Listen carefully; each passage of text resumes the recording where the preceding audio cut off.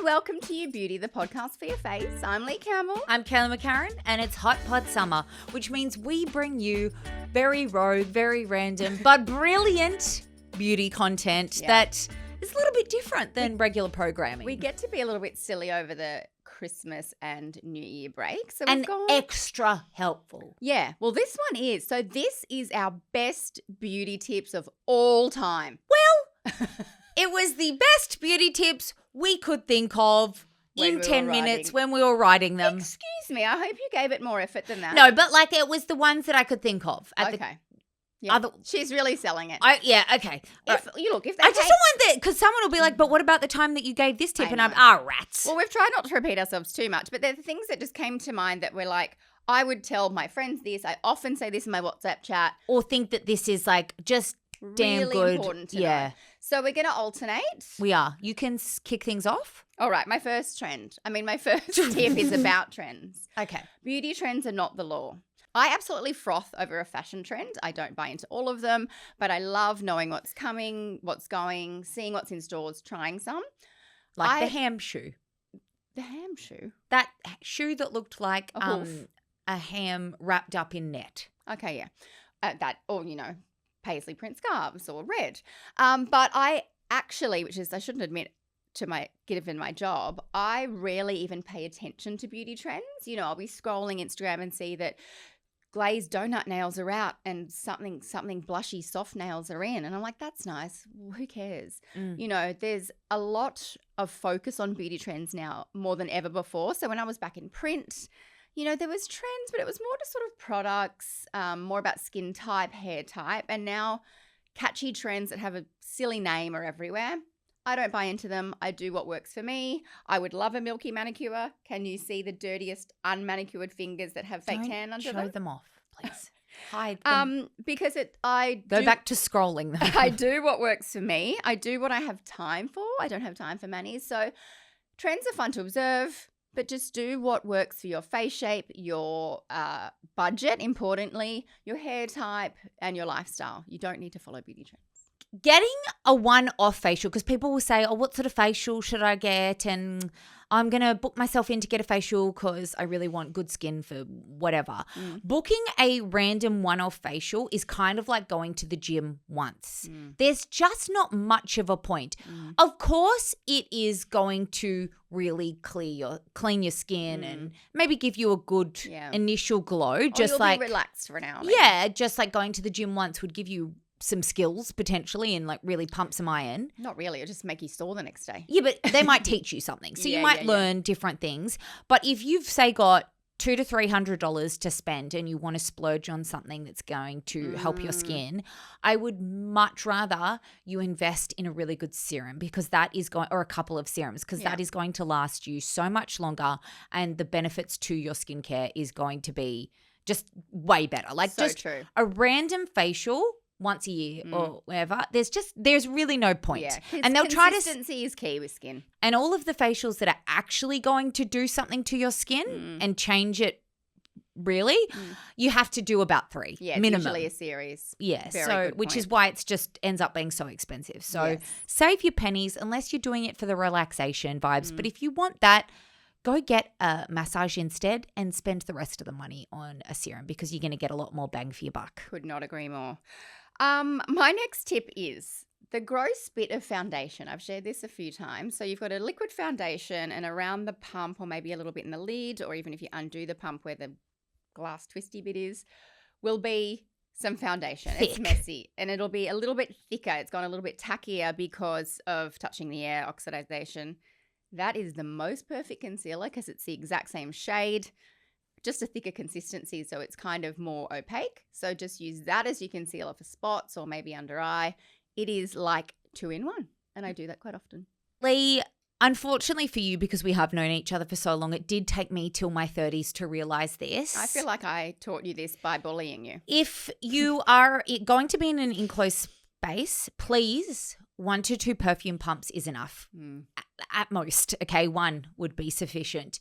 Perfume is meant to be enjoyed, not overpower people, and people just don't realize how offensive it is. You don't need to marinate in it. Please don't. For the How love did of you other learn this, people. Kelly? Well, Leigh used to say a lot of things to me about my use of perfume. When we I will first say, started recording You Beauty, we were in a cupboard, like honestly, it was tiny, a meter by meter. and I used to marinate in perfume because I had no idea, and my nose clearly just was not very sensitive.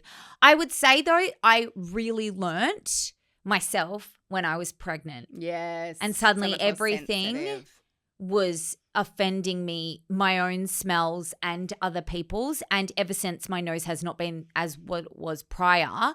And yeah, it's just, you don't need it. It is much better to use a little bit and have like just a little waft, or when people shouldn't be able to smell you if they're a meter away from you. Correct. And also your nose cuts out. Once you've applied a fragrance, your nose goes, oh, yep, I know that scent. That's why you don't know the smell of your own house. But people will come over, like my friends' houses have a distinct scent to them, but you don't notice your own house's smell. Similar with your fragrance. Once you've got it on for half an hour, you can't smell it, but it's still there. So you don't need to apply more before you see someone thinking, oh, I can't smell it anymore. Correct. They will be able to. Yes. My next tip is I get asked this all the time. So my answer is, if you are on this seemingly endless hunt for a good and effective natural deodorant and you can't find it, stop and go back to the regular deodorant or even a clinical deodorant, because it is a myth that natural deodorant is better for you.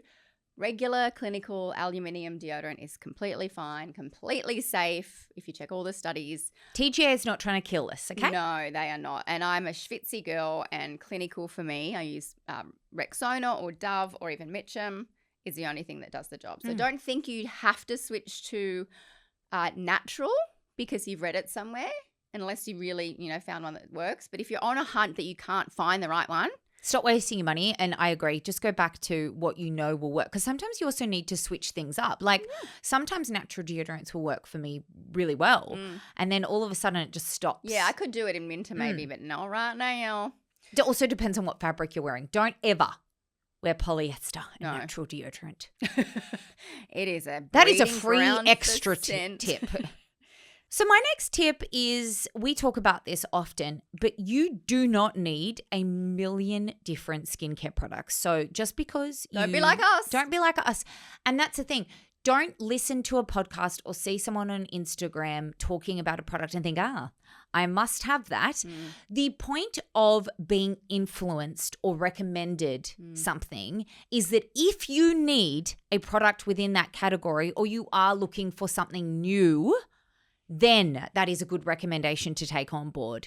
If you already have a hydrating serum that's working wonders in your routine, but then we talk about one, you don't need to go buy it. In fact, please don't, because it's just going to confuse your skin. The other one's probably going to go to waste. You don't need a million different things. So don't overload your own routine, because the most effective skincare routine is something that you're going to stick to and use consistently. So then when you are ready to introduce something, swap one thing in. Yeah. Make a notes app of stuff that we've recommended or whatever, chuck your links in there, and then when you run out, go, hey, I'll check my notes. Exactly. And it's the same with all different categories. Overconsumption is at an all-time high. And I know it sounds rich, me or us saying that to you, but we don't have a regular job. Yeah. It is our job to try different things. Yeah. But also the amount we recommend compared to the amount we're sent or is out there is 5%. We're not editing. even. That's why it was called a beauty editor in the day, because we would edit down to then tell you about the good stuff. The crap that is released. Here are the good things. So when you need something within that category, then you go purchase it. Fantastic.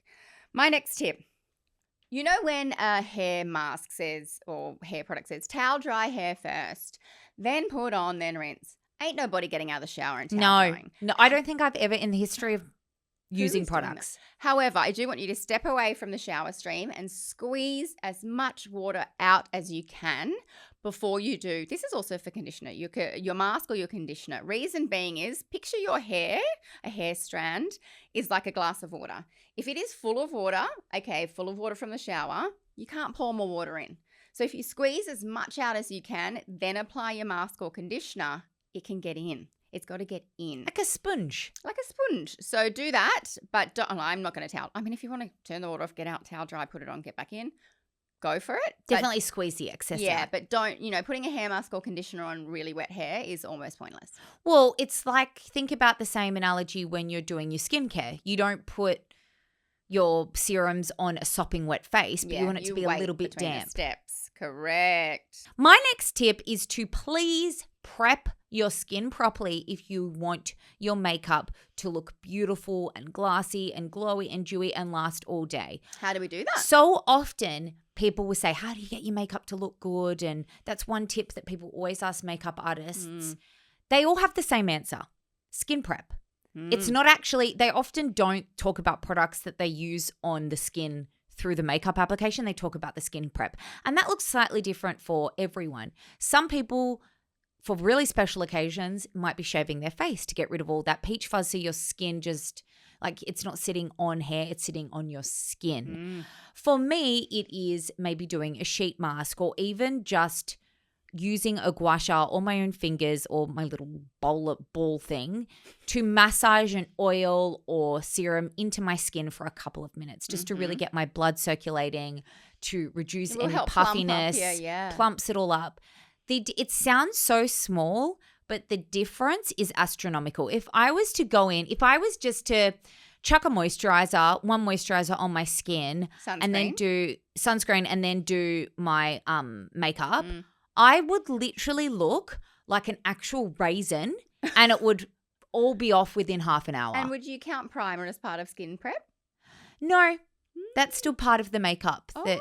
I'm a huge primer person, but I do not do that massagey raisin step. I'm going to try that. You will not be able to look at me. I'll be so beautiful. But you do proper skin prep. You don't have to massage, but you do your proper skincare routine, right? I do at the moment, I do vitamin C sunscreen makeup. And you properly rub it in? Yeah. Would you say that your makeup lasts all day? No. Yeah. Okay. But I'm also oily. Yeah. But I think that if you did try. Yeah. I must say, if I had 10 minutes most mornings, if I have half an hour if I'm going somewhere nicer, my makeup always looks better. Just I'm taking more time. And you do a face mask first or like a sheet mask, something. I always do an under eye mask because I'm like. Exactly. Yeah, that's part of it. And think about how much longer your under eye makeup lasts then compared to if you don't. And you do sunscreen before primer because sunscreen's the last step of your skincare. Primer's the first step of your makeup. Yeah. My next one is a bit of a what? Oily skin. It might be disguising itself. It might be dehydrated skin in disguise. Ooh. So there's skin types and then skin, I guess, situations. So oily skin, combo like me, dry skin. Dehydrated skin is circumstantial. So is sensitized skin as opposed to sensitive skin. So oftentimes people with oily skin go, oh, I want to get rid of my oil. I hate it. They'll use a lot of astringent products. I had a friend at when I worked back in magazine, she had such oily skin. She would use soap and wash her face with soap. And what is happening? Dear Lord. But then your skin goes, oh, someone took all the oil. More. So it's always a good idea to get a proper skin diagnosis and they can tell you if you're dehydrated or actually genuinely oily. So stop stripping the oil because it makes more oil. I would get rid of all astringent products. I would just do a test, try for a couple of weeks and just go back to basics. And your oil might go, oh, it'll take a while, but okay. No, the oil we put there's okay. No more. And just see how you go and use jojoba oil. That was one of my tips, that to use jojoba, especially if you all of a sudden have a breakout. It's the only thing that saved my skin. It is the only thing that will just balance out your skin. It does balance. It balances it. It is antibacterial because it's not actually an oil. We talk about this often, but jojoba oil is actually an wax. Yes.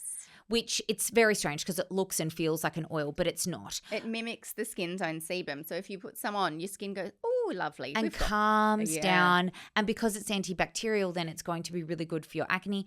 If me or my sister have a breakout, that's just the first thing. I'll just be like, cleanse oil. That's it. Same. And like just the most gentle cleanser. Like I stole one of yours from later. No. That's fine. About someone actually having a look at your skin because I'm very dry.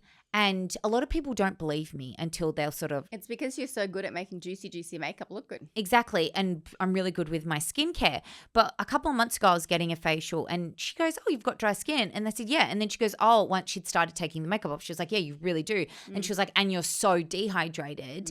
And then she pointed out, I was like, I do drink heaps of water. She was like, drinking water doesn't do anything. What you need to do you eat a lot of water-rich foods because your body, like you can only drink so much water. It's not really going to get to your skin. But by eating really good antioxidant water-rich foods and omegas, that is going to really like make your skin nice and plump and hydrated. If you are dry, and even I take omegas and I'm oily, but omegas are like delicious juiciness from the inside for your skin.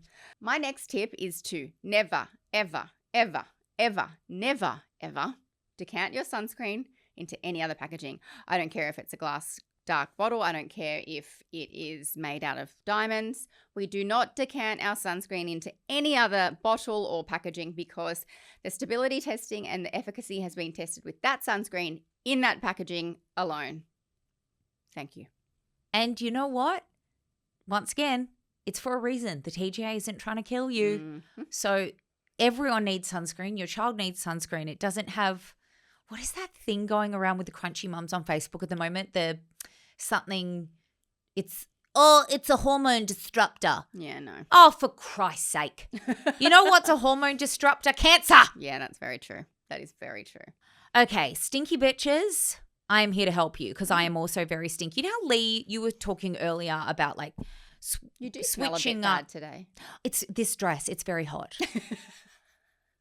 Well, what would you do about it? Well, no, it's actually just I need to wash this dress. It's the holidays. If you smell a lot in the pit section, firstly, switch your deodorant up because because you get used to things and then it just doesn't work as effectively.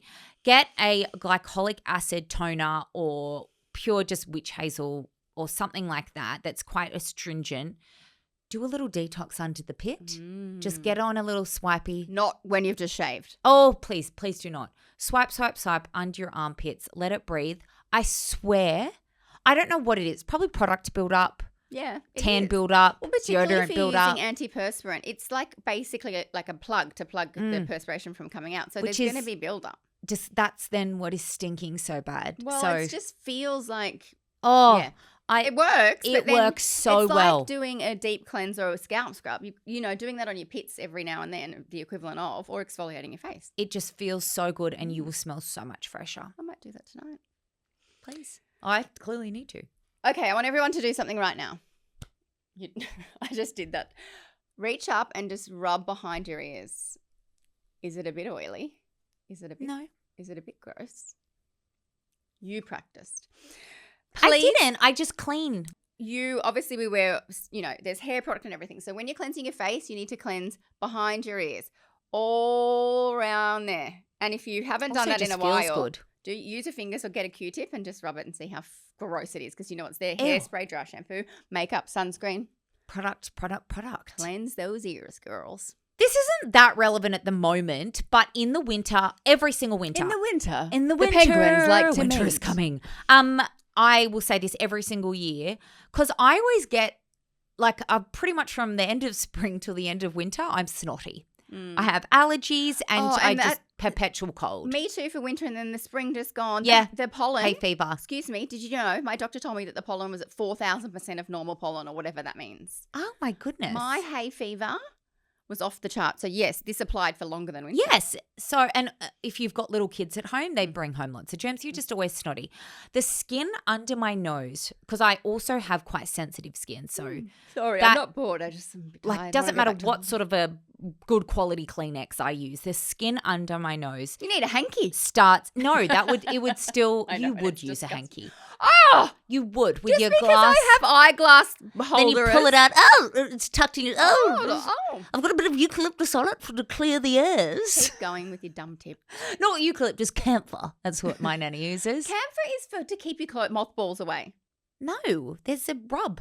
Okay, continue. Use a Nappy Rash cream under your nose or anywhere that, like, if you've got sore skin that's like dry, flaky, think about what you use it on. A baby's bum where they've got that fabric constantly rubbing. Think about how quickly it heals a baby's bum. And how gentle it is. How gentle it is. So you can put it absolutely anywhere. My personal favorite is the Weleda Nappy Rash cream. Yes, they're a little bit. It's worth it. It is better than pseudo-cream. Pseudo-cream's sorry.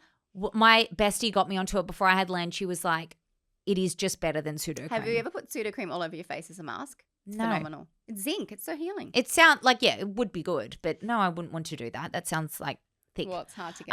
Yeah, it would be. So yeah, please, Nappy Rash cream. Yeah. Just even if when you don't have a kid, you're never going to have a kid. Just get some and see how amazing it is. see how amazing it is under the nostrils or anywhere that's sore and crusty.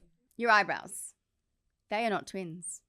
They are sisters. If that's your tip, Shut up. Okay, Excuse me. because that is lazy tip. I'm not finished. Okay. I have not really had much time to get my brows maintenance lately. And I love plucking my brows in the car, best light. And then I was like, oh, straight, oh, straight, oh, straight. And I know better, but I started to just take too much hair. So if you are DIY plucking or maintaining, leave more than you think. And don't ever try to even up your brows because you will pluck away on each side until you've got no brows, because your brows are not twins, they're sisters. So Mine are cousins. Yours are, yeah. They're so different. Yours are inbred. They're I'm cousins. joking. They are, No. Oh my God, they are. Mine is so feral at the moment, but this is how I came to this tip, is that I've been in the car going, oh, I'll just get that one. Yeah, no. Actually, when I feel it, I kind of needed that one. If you've paid someone to shape them or had them shaped before, the rule is don't just only get the strays. Yeah, only Let's get the not strays, change the shape. And that stray that you think is really close, just leave it. Yes. Do not be afraid of blush. Oh, is that you, Tim? That's so good. I did put, originally in the script, my first one was buy bobby pins, but I was just trying to make you laugh, but then you didn't go into the script for ages, so I was like, okay, I have to put my actual one in. But if you're new here, last year, Kelly had a fantastic, incredible, revolutionary. It was before we changed it to Beauty Bite, which Her was a host little hack bit. was bobby pins exist. It was that you could buy them and that you didn't have to go rummaging around. I'm saying it and I've got secondhand embarrassment. Or firsthand because it was me, embarrassment for myself. And the fact that no one cut it out and just went, Kelly doesn't have a hack this week. No, they let me fly with that. Well, then I bought you a bobby pin holder. So it was turned into a whole thing. And I started getting messages from people, like they were at the shops. They're going, oh, I just bought some bobby pins. Thought of you. Okay. Anyway. Don't be afraid of blush. Don't be afraid of blush. People always, we get the question so much about blush placement, and people still are, they're thinking, do I not? Go ham. If you look a little bit clown-like, it is the first thing that is going to fade on your face. Go ham with it. Don't be afraid of color, because it is going to make you look younger, fresher, healthier, just better. You know what? I'm looking at you right now. You could have done a little bit more blush today. I didn't do any. I was thinking it. She said it. I've got some in my bag. I'll touch you up after the episode. No, thank you. You look like a clown all the time. I love it. I love it. And I always think when I do my makeup before I see Leigh, I'm like, she's going to hate my blush so much. I don't wear blush because it's like... Yes, you do. You got on the blush train. I know, but sometimes I feel like because the ratio of everyone on the planet, you wear enough for two, so I can't wear any. So you feel like you can't wear some around me. My next tip is respect the barrier. Oh, I thought you were going to say respect the laws of blush. That should be it. Respect your skin barrier. There was a moment there where we all want to use so many actives, and I get it. Actives do stuff, but your skin barrier has a very important job, and if you compromise your barrier by too much exfoliation, too much vitamin C, too much vitamin A, sun exposure, which we would never, a lot of different reasons, your barrier is impaired. You cannot have good skin. You'll have breakouts, you'll have dryness, you'll have redness, you'll have sensitization. Respect the barrier. Peptides that Kelly loves, ceramides, hydration. The barrier actually comes first. If that is healthy, go forth and use actives. This is so random. Yeah. But look on the back of your legs. Oh. For hairs. Oh. I only started doing that in the last year. What do you mean? And I do it probably no. I do it once a month now. It's so satisfying. You've got to have really good lighting. No, on the back of your thighs more so. Oh. You know how as you get older, you just get more and more rogue hairs. Oh, yes. So I was like, I know there's a lot of hairs there, but you mean just a random one. Really long, dark, random hairs. Yeah. And sometimes they just pop out. This is TMI. I don't have a lot going on down there, but sometimes I just get a random one growing further and further out. Yes, exactly. What? That's nipple exactly hairs too? Nipple hairs. As you get older, I am Chewbacca, which I've talked about before. Look in places you wouldn't expect to. My girlfriend gave me a spray tan right before Christmas, and she was like, and And I was like, I just haven't had time. I had like 5 nipple hairs, long black ones. She's like, I'm just going to like add in this service that I'm just going to pluck them for you because it is also so satisfying it's quite plucking fun them. When, yeah. But look on the back of your legs, like get into a strange If you're still on position. summer break, go out in like the backyard. Get into the happy baby position, which is, I'm not going to do it for you, those who are watching on YouTube. Don't. But I love it. Get into the happy baby position with a pair of tweezers and just go ham on the back of your legs because you are going to find at least 6. Love it. This is my last one. It's quite a revelation. You do not look like who you think you look like. You do not look like you in the mirror or you in a selfie. It's reverse. Most people don't realize what they look like. I know. Because we're so much uglier. Yes. You in the mirror is the reverse of what everyone else sees. You in a selfie is the reverse of what everyone else sees. Did I just blow your damn mind? No, you know what? This isn't a good tick because you've made everyone think, well, then great, I'm uglier than I think I am because everyone looks better in selfie mode. No, well, that's because you're in control of the selfie. But it's just so interesting. Sometimes that's often why you don't like a photo that other people have taken. It's not that it's a bad photo. That's what you actually look like. Your face is flipped to what you're used to seeing. You are used to seeing yourself in reverse. Yes. So that's why I'm saying we all are actually uglier than we think we are. You tell me one person that rathers a photo that someone else has taken of themselves than looking in the mirror. As long as I can do my one pose that I've done for 25 years. But then you're still in control, basically. Yeah, because otherwise, no. Hell I'm to the just no. letting you know you don't even know what you look like. Yeah, no, none of us do. What's your last tip? Which is quite sad. My last tip is to stop whinging and to start practicing. It's not whinging, but don't say that you can't do something. Agreed. When it is very simple. Yeah. This is in the realm of beauty. Yes. Very simple. Practice makes perfect. I am on the record of saying that I can't do GHD curls. Yeah. Or straightener curls. You know why? Because I am too lazy and I've never sat down and actually learned. Because for a long time, I couldn't do the Dyson Airwrap curls either. Yes. You know what? I sat down. It actually didn't even take that long. I taught myself how to do them. Contouring, eyeshadow. You have to. Everyone learns from somewhere. It's a learned Makeup skill. artists, of course, some people have more an Natural artistic ability. flair. Yeah. But it is like riding a bike. Anyone can learn how to do something within And once beauty. you've learned it, you don't forget. Exactly. I have a really good example to illustrate that. My son did kindy last year and he was like, I can't read. And learning to read, you know. And then you keep going, you pick it up and bam, you can read. All of a sudden, you're really good at reading. Practice with these things and you'll be good at it. Don't say that you can't do something. And you'll get if faster you haven't sat and down less frustrated. and actually taken the time to learn how to do it. Preach. And so if you are still on break, if you're lucky enough to have a break, why don't you stop listening to us and go and grab your GHD, grab your lashes, give it a go. Give it a go. And isn't that good timing? Because we're done anyway. That's my point. Thank you so much for joining us for this very rogue Hot Pod Summer episode of You Beauty. I'm going to go do my pits and put some blush on Leigh. I'm going to not decant my sunscreen. Yes, good girl. See you soon.